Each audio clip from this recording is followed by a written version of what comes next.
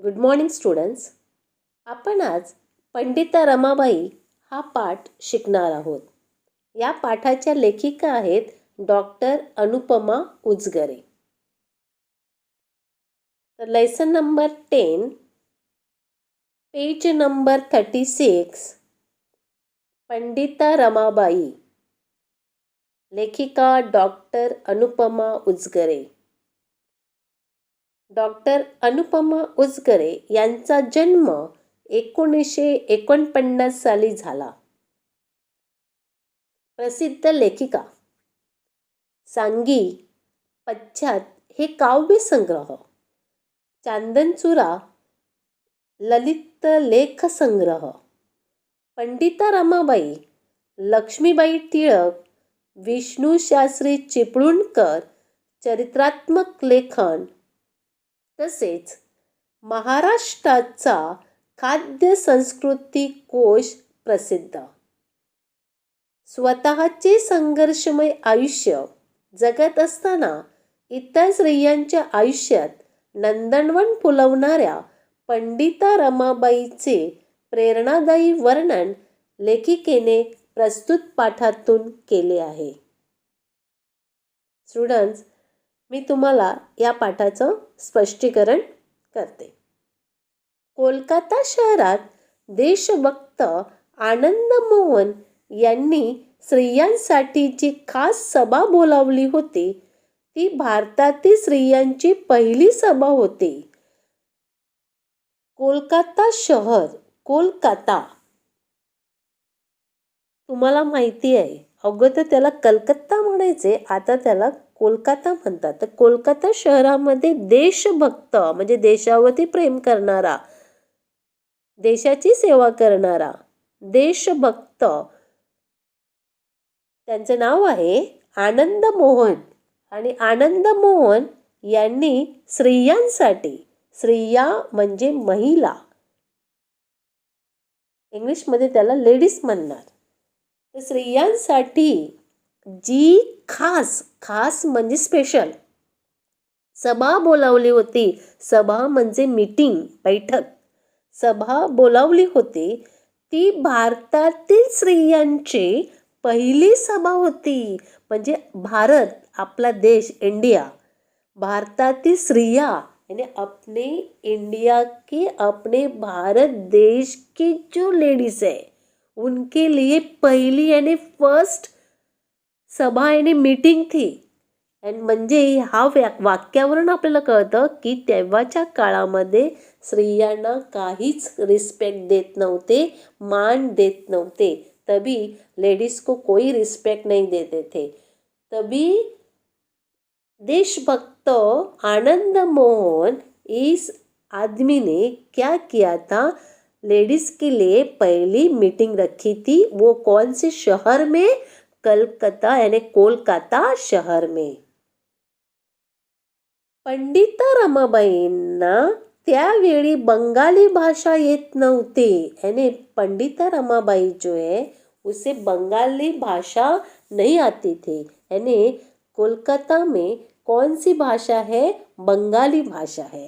और पंडिता रमाबाई को बंगाली भाषा नहीं आती थी. म्हणून त्यांनी मायबोलीसारख्या, मायबोली यानी आपण जी भाषा बोलतो, आपल्या घरी जी आपण भाषा बोलतो त्याला मायबोली, आपली मातृभाषा, तर मायबोलीसारखा सराव असलेल्या संस्कृत भाषेतून भाषण केले. संस्कृत ही भाषा आहे आणि और पंडिता रमाबाई को संस्कृत भाषा आती थी. उसने संस्कृत भाषे में क्या किया है, भाषण यानी लेक्चर दिलेला आहे, व्याख्यान दिलेला आहे. और बंगालीतून त्याचा अनुवाद त्यावेळी करण्यात आला. फिर संस्कृत भाषे में जो स्पीच दिया है उसका ट्रांसलेशन, त्याचा भाषांतर, अनुवाद म्हणजे भाषांतर, ट्रांसलेशन बंगाली भाषे में कर दिया, म्हणजे बंगाली भाषेमध्ये करण्यात आलं. स्त्रियांची पहिली सभा, वो लेडीज की फर्स्ट मीटिंग थी, पहिली बैठक होती स्त्रियांची पहिली सभा, पहली स्त्री वक्ता यानी लेडीज की वो फर्स्ट मीटिंग थी और वो फर्स्ट मीटिंग में बोलने वाली जो थी वो भी लेडीज ही थी, पहिली स्त्री वक्ता व सादर करण्यात आलेला पहिलाच मौखिक अनुवाद. मौखिक म्हणजे तोंडी, ओरल. मौखिक अनुवाद म्हणजे भाषात. ही त्या सभेची वैशिष्ट्य ठरली. वैशिष्ट्य यानी विशेषता. उस सभा, उस मीटिंग की विशेषता क्या थे कि ये लेडीज के लिए फर्स्ट मीटिंग थी. दूसरी, वहाँ बोलने वाले जो वक्ता थे, जो भाषण देने वाले थे, वो भी लेडीज थे. और फिर ये जो भाषण दिया है, वो जो स्पीच दिया है, वो मौखिक होता यानी तोंडातून बोलला होता. वो लेखी नहीं था, लिखा हुआ नहीं था, तो ओरल बोला था. वो इस सभे का क्या था, विशेषता थी. इस सभे का, या सभेची ती विशेषता, वैशिष्ट्ये होते. स्त्रीला शिक्षणापासून वंचित ठेवले जात असताना एक परप्रांतातील परभाषक स्त्री महाभारतकालीन संदर्भ देऊन स्त्रियांच्या सभेत प्रबोधन करते, ही घटनाच फार आगळी वेगळी होती. अभी वहाँ जो मीटिंग हो गई, उस मीटिंग में क्या बोला था कि स्त्रीला शिक्षणापासून यानी जो लेडीज, जो महिला है, उन लोगों को एजुकेशन से दूर रखा था. वंचित यानी उससे दूर रखा था. लेडीज को, स्त्रियांना, मुलींना शिक्षण दिले जात नव्हते. वंचित यानी दूर रखणं.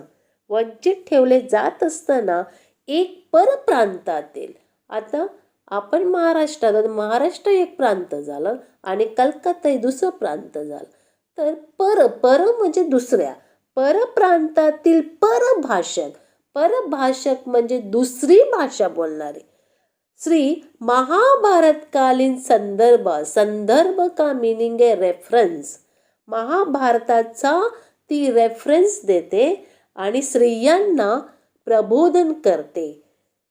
स्त्रियांच्या सभेत प्रबोधन करते. ही घटनाच फार आगळी वेगळी होती. आगळी वेगळी म्हणजे निराळी होती. अभी ये जो पंडिता रमाबाई है, उसके जीवन में बहुत सारे डिफिकल्टीज आते हैं.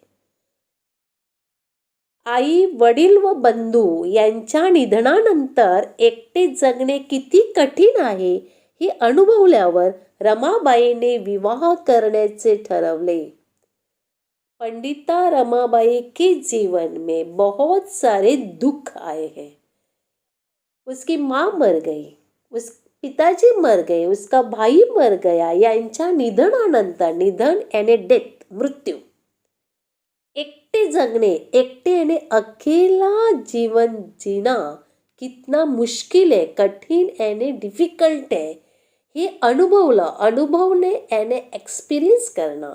यानी माँ बाप और भाई मरने के बाद पंडिता रमाबाई अकेले रह गई. और फिर अकेली लेडीज रहना, वो उसके लिए बहुत खतरनाक है कि समाज में जो लोग हैं उनकी नज़र जो है वो उनके ऊपर अलग नज़रों से देखते हैं. अकेले लेडीज को, एकट्या महिलेला, एकट्या स्त्रीला जीवन जगणे खूप कठीण आहे. और वो एक्सपीरियंस उसने लेने के बाद उसने डिसाइड किया, विवाह यानी मैरिज, शादी. उसने शादी करने का डिसाइड किया और वो मैरिज यानी वो शादी करती है. अतिशय यानी बहुत, खूब. विद्वान यानी इंटेलिजेंट, होशियार, बुद्धिमान. पंडित यानी विद्वान. यहाँ पंडिता रमाबाई, पंडिता यानी विदुषी, बहुत, वो भी पढ़ी लिखी है. अतिशय विद्वान वकील यानी लॉयर म्हणून ख्याती असलेला, ख्याती का मीनिंग आहे फेमस, प्रसिद्ध. ख्याती असलेल्या बिपिन बिहारी मेधावी यांच्याशी त्या रीतसर विवाहबद्ध झाल्या. तो पंडित रमाबाई ने शादी की है किसके साथ? तो एक वकील है, उसका नाम है बिपिन बिहारी मेधावी, और ये जो वकील है वो बहुत फेमस है और बहुत इंटेलिजेंट है. और रीतसर यानी जैसे मंदिर में जाके वो पुजारी जो शादी करने वाला जो होता है, रीतसर यानी पद्धतशीर, या कोर्ट मैरिज किया होगा या वो मंदिर में किया होगा, तो पुजारी के सामने यानी रीतसर त्या विवाहबद्ध झाल्या. विवाहबद्ध का मीनिंग आहे उसने शादी की. त्यावेळी त्यांचे वय 22 वर्षाचे होते. उस टाइम उसकी एज तो जो थी, त्यांची वय यानी एज 22 वर्षाचे यानी 22 इयर्स. यानी अभी नाउ एट प्रेजेंट जो लड़कियां शादी करती है ये 22 साल होती है. तो उस जमाने में 22 साल यानी बहुत बड़े.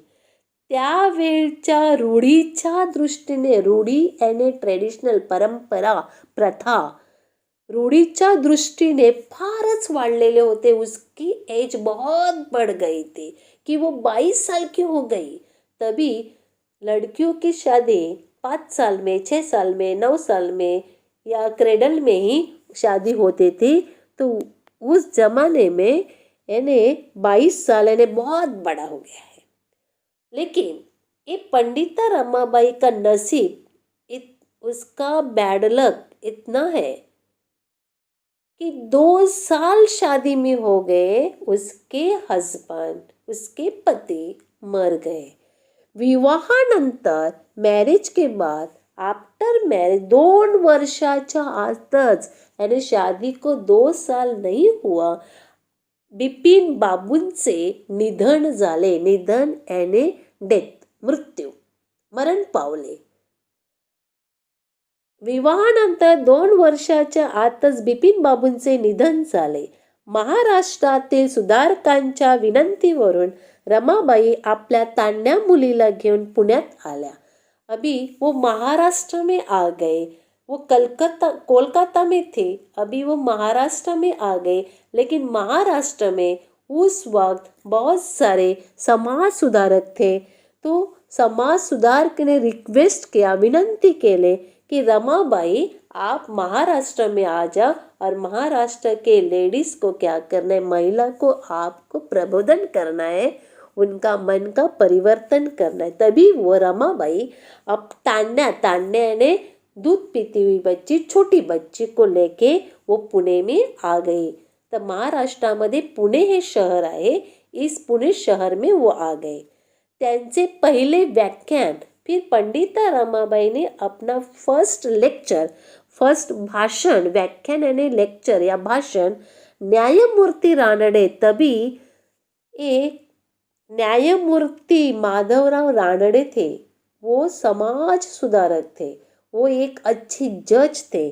उनके घर वो पंडिता रमाबाई क्या करते, अपना पहला स्पीच यानी भाषण देते है. त्यांचे पहिले व्याख्यान न्यायमूर्ती रानडे यांच्या घरी झाले. तिथेच प्रत्येक आठवड्यात एकेका घरी त्यांचे व्याख्यान व्हावे असे ठरले. फिर ऐसे डिसाइड किया कि प्रत्येक आठवड्याने वीक आणि प्रत्येक यानी एवरी वीक में एक घर यानी एक लोगों के घर जाके वहाँ व्याख्यान व्हावे यानी वहाँ जाके क्या देना है, स्पीच देना है, ऐसे डिसाइड किया. असं ठरलं म्हणजे डिसाइड केलं. बाई माणूस बोलते तरी कशी हे पाहण्याची उत्कंठा प्रत्येक पुरुषाला लागली होती की अभी एक लेडीज कैसे स्पीच देती है. वो उत्कंठा यानी आतुरता हर एक जेंट्स को लगे थे.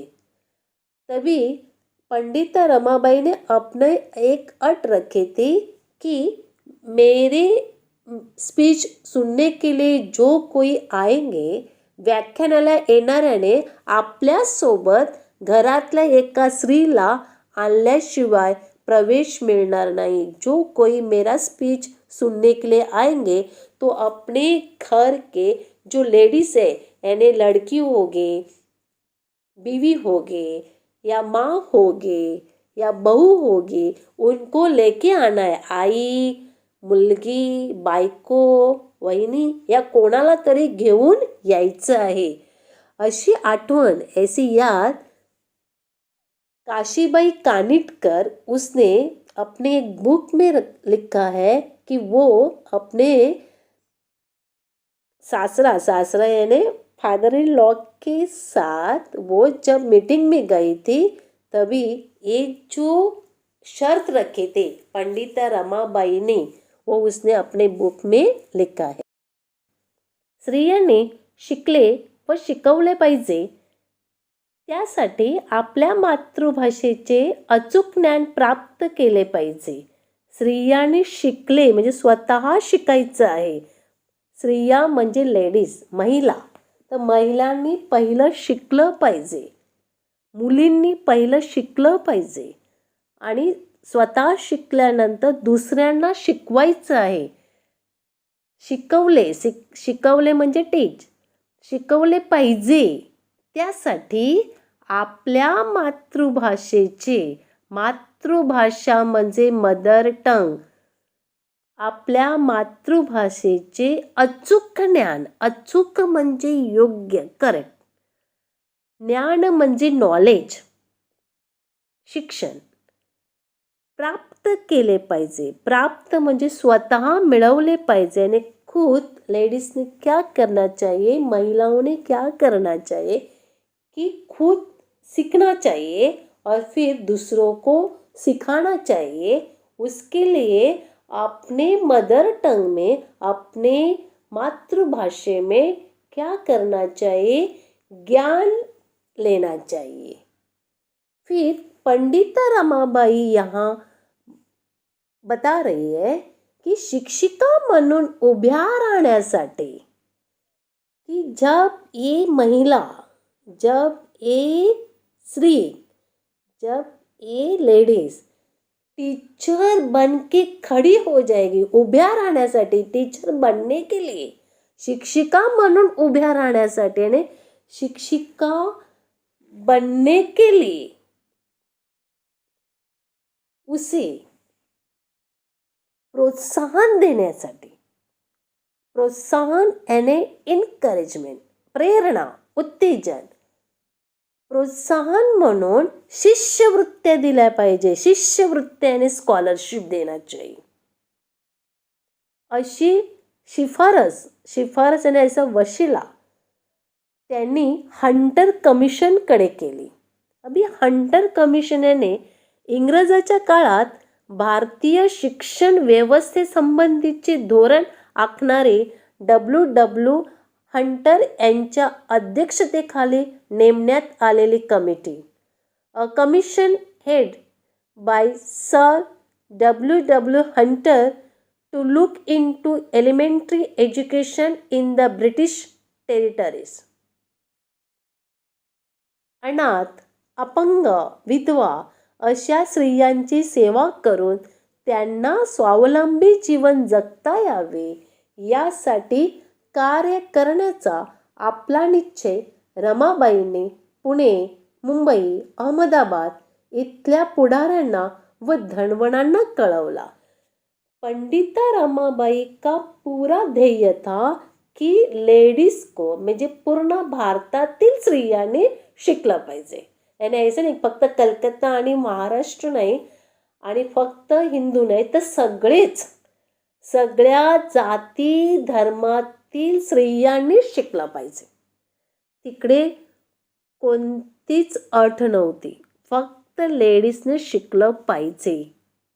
आणि मग अशामध्ये अशा लेडीज की ज्या अनाथ आहेत, अनाथ यानी ऑर्फन्स, अपंग यानी हँडिकॅप्ड, विधवा मीन्स विडो, अशा स्त्रियांची सेवा करून, ऐसे लेडीज की सेवा करके त्यांना स्वावलंबी जीवन यानी जो अनाथ है, जिनके माँ बाप नहीं है वो अनाथ है, जो ऑर्फन्स है, जो अपंग है, जो हैंडीकैप्ड है, जो विधवा है, जो विडो है, ऐसी जो लेडीज है, उन लोगों ने अपने पैरों पर खड़ा होना चाहिए, स्वावलंबी जीवन जगता यावे। स्वावलंबी यानी अपने पैरों पर खड़ा होना है। पैरों पर खड़ा होना है यानी खुद क्या करना चाहिए, सेल्फ सफिशियंट लिव्हिंग, म्हणजे स्वतःची सर्व कामे करण्याची धारणा, यानी पैसों के लिए दूसरों के सामने हाथ नहीं फैलाना है, तो अपने पैरों पर खड़े होके काम करना है और पैसा कमाना है। तो स्वावलंबी जीवन जगता यावे यासाठी उसने क्या किया है कि उनके लिए कार्य करना है। तो रमाबाई ने पुणे और मुंबई में, अहमदाबाद में जो पुढारी है, जो लीडर है और जो धनवान यानी जो अमीर है, उसने इन मुंबई, पुणे, अहमदाबाद इस जगह पर अपना एक जो ध्येय है, अपना एक उसने जो डिसाइड किया है, वो अपना निर्धार जो है उन लोगों की तरफ पहुंचा दिया है। पण अशा कार्याची समाजाला काही गरज आहे, हा विचारच काही न पटला नाही।